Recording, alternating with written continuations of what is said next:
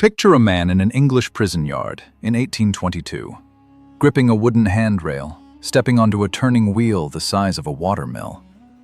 He climbs, and climbs, and climbs. He will keep climbing for 6 hours today, in 15-minute shifts, and by sundown, he will have climbed the vertical equivalent of a mountain. He will never be more than a few feet off the ground. He will never go anywhere at all.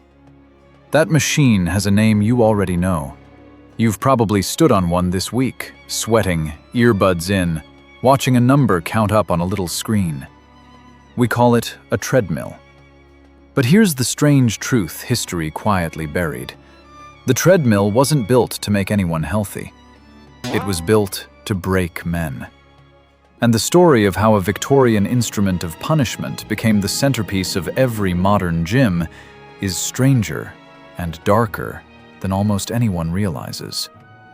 Let's go back to where it actually began. In 1818, an engineer named William Cubitt visited a prison in Bury St. Edmunds in Suffolk, England.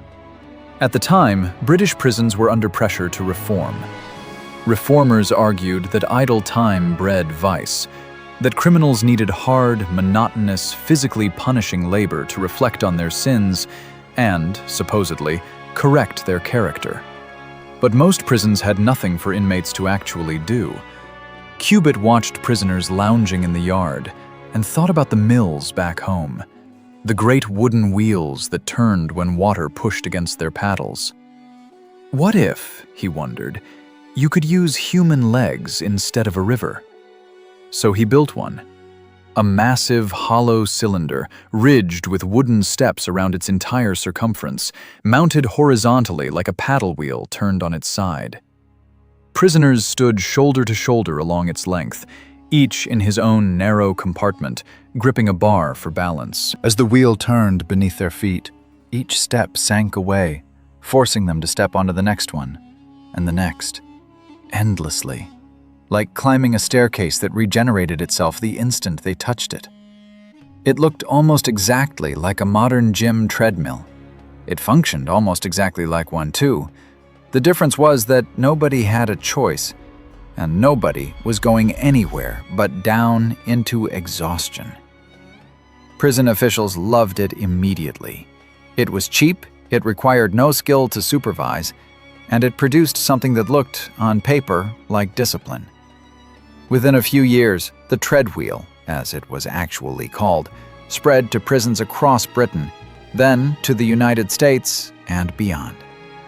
Some wheels were harnessed to millstones, grinding actual corn, or to pumps drawing actual water. But in many prisons, the wheel was connected to nothing at all. The energy simply vanished, spent against the air. Guards had a phrase for this. They called it grinding the wind. Men were sentenced to climb thousands of feet a day, sometimes the equivalent of scaling a small mountain before nightfall. And the entire purpose of their labor was that it produced nothing whatsoever. Think about what that meant psychologically for the people on it. This wasn't just physically brutal, although it was. Inspectors recorded cases of exhaustion, collapse, hernias, and heart strain among inmates forced onto the wheel, regardless of age or health. It was also a kind of engineered despair. You were working as hard as a human being can work, hour after hour, and you knew, with total certainty, that your effort meant nothing. No crop grew from it. No debt was repaid.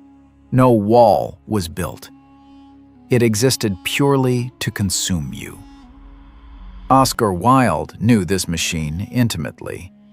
Sentenced to hard labor at Reading Jail in 1895 for the crime of loving another man, Wilde was put on the treadwheel along with the crank, another punishing, purposeless device. He later wrote about the cruelty of forcing broken, often sick and elderly men through this same grinding routine, describing prisoners so weakened by the wheel that guards had to half carry them back to their cells.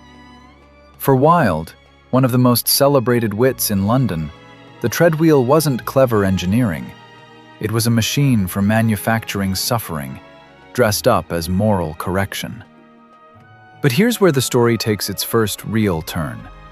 Because the very cruelty that made the treadwheel so effective as punishment is also what eventually destroyed it.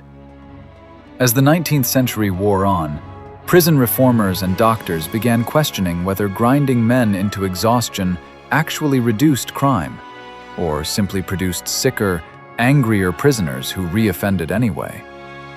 Medical reports piled up documenting injuries, public opinion shifted, and in 1898, the British Parliament passed the Prisons Act, formally abolishing the treadwheel and the crank as instruments of punishment across the entire prison system. The everlasting staircase, as inmates grimly nicknamed it, was torn out of prison yards and largely forgotten. For decades, the very idea of walking in place seemed to vanish from public life entirely, buried under the shame of what it had once been used for. But that isn't where this story ends. It's only the halfway point. Because roughly 60 years after Britain banned the treadwheel, an American doctor was about to accidentally resurrect it, not as punishment, but as medicine. In the early 1960s, a cardiologist named Robert Bruce, working in Seattle, needed a controlled way to stress a patient's heart to diagnose hidden disease. He built a motorized walking device that could increase speed and incline in precise stages while doctors monitored the heart's response. It became known as the Bruce Protocol, and it's still used in cardiac stress tests today. For the first time in over half a century, people were willingly stepping onto a version of the machine that had once broken prisoners' bodies. Except now a motor did the punishing work, and the goal was to save lives, not to grind them down. Then, in 1968, a physiologist named Kenneth Cooper published a book called Aerobics, arguing that sustained cardiovascular exercise could dramatically extend human life. A mechanical engineer named William Staub read it, and convinced ordinary people needed a way to exercise at home regardless of weather, built a motorized walking machine in his own garage. He called it the Pacemaster 600.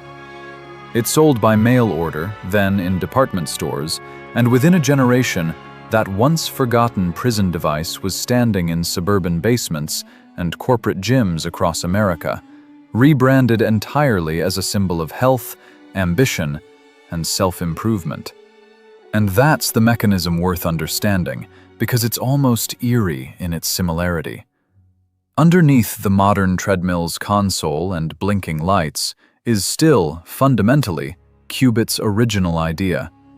A moving surface beneath your feet, forcing continuous forward motion while your body stays fixed in place. The only real difference is who, or what, is turning the wheel. In 1820, it was the weight and desperation of a prisoner's own legs. Today, it's an electric motor spinning a rubber belt, with incline motors tilting the deck to simulate a hill that isn't really there. The punishment engine became a wellness machine simply by handing the labor of turning the wheel back to a motor, and handing the choice to step onto it back to you. So the next time you climb onto a treadmill, glance down at that moving belt for a second. You're standing on the direct mechanical descendant of a Victorian prison sentence, on a machine built specifically so that grown men could work themselves into collapse without producing a single measurable thing. We kept the design. We just changed who's allowed to walk away from it. And maybe that's the real question worth sitting with. How many other machines in your daily life started out as punishment, quietly rebranded, still asking you to move, without ever actually going anywhere?